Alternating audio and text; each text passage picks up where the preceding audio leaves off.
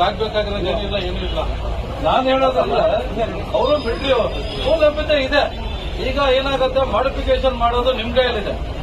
Modification ಮಾಡೋದು ಈಗ ಜಾನುವಾರುಗಳನ್ನ ಎಷ್ಟಿದೆ ಏನು ಈಗಿನ ಪರಿಸ್ಥಿತಿಯಲ್ಲಿ ಜನಸಂಖ್ಯೆಗೆ ಎಷ್ಟಿದ್ದಾರೆ ಅದೆಲ್ಲ ನೀವು ಬದಲಾವಣೆ ಮಾಡಬಹುದು. ನಿಮಗೂ ಗೊತ್ತಿರೋದೆ, ನಮಗೂ ಗೊತ್ತಿರೋದೆ. ಕಾನೂನು ನಿಮಗೂ ಗೊತ್ತು, ದಂಡಾಧಿಕಾರಿಗಳು ನಾವು ಕಾನೂನು ಪಾಲನೆ ಮಾಡೋದ್ರೆ ನಮಗೂ ಗೊತ್ತಿದೆ. ಅದೆಲ್ಲ ಏನಾಗಿದೆ ಅಂತ ಹೇಳಿದ್ರೆ, ನೀವು ಮಾನ್ಯ ಸಚಿವರಿಗೆ ಅದನ್ನು ಮಂದಾಟ್ ಮಾಡಿ. ಅವರು ನಮ್ಮ ತಾಲೂಕಿನವರೇ, ಅವರು ನಮ್ಮ ಶಾಸಕರೇ, ಅವರು ನಮ್ಮ ತಾಲೂಕಿನ ಮಂತ್ರಿಗಳೇ. ಇದರಲ್ಲಿ ರಾಜಕೀಯ ಏನಿಲ್ಲ. ಒಬ್ರಿಗೆ ಯಾರಿಗೋ ಒಬ್ಬರಿಗೆ ದೇಶ ಕಾಯೋರಿಗೆ, ಅದು ಖರ್ಚು ಕಾರ್ಗಿಲ್ ಇದ್ರಲ್ಲಿ ಆಗಿರೋರಿಗೆ ಒಂದು ಅನುಕೂಲ ಆಗಲಿ ಅಂತ ನೀವೆಲ್ಲಾ ಮಿಲಿಟರಿವರೆಗೂ ನಾವೇನ್ ಕೇಳ್ತಾ ಇಲ್ಲ. ಯುದ್ಧದಲ್ಲಿ ಕಾಲು ಕಳ್ಕೊಂಡಿದ್ದಾರೆ ಅಂತ ಅವ್ರಿಗೆ ನೀವು ಸಹ ಮಾನವೀಯತೆಯಿಂದ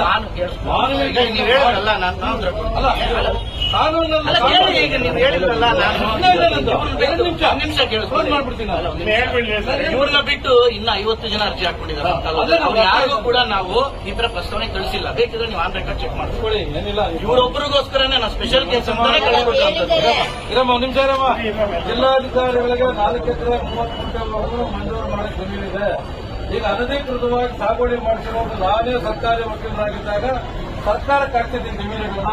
ಹೋಗ್ತೀನಿ ನನ್ನ ಜಮೀನಿಗೆ ಫಿಸಿಕಲ್ ಆಗಿ ತೋರಿಸ್ತೀನಿ, ಮಾಡಿಸ್ಕೊಡಿ. ದೊಡ್ಡ ದೊಡ್ಡ ಜಿಲ್ಲೆಯಲ್ಲಿ 356 ನಂಬರ್ 12 ಎಕರೆ ಇದೆ. ಕಡಮ ಜಿಲ್ಲೆಯಲ್ಲಿ 80 ಎಕರೆ ಇದೆ. ಸಿಕ್ಕಿಲ್ದಿರೋರು ತೋರಿ ಬರ್ತಾ ಇದ್ದಾರೆ. ಇಂಥವ್ರು ಕೊಡಿ ಸರ್. ಏನಿಲ್ಲ ಸರ್, ನಿಮ್ಮ ಮೇಲೆ ನಾನು ಗೌರವ ಮಾಡ್ತಾ ಇಲ್ಲ.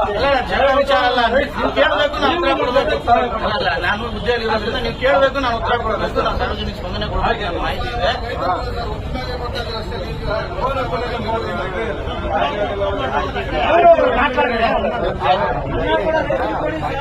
ಕೊಡ್ತಾ ಇದ್ದಾರೆ.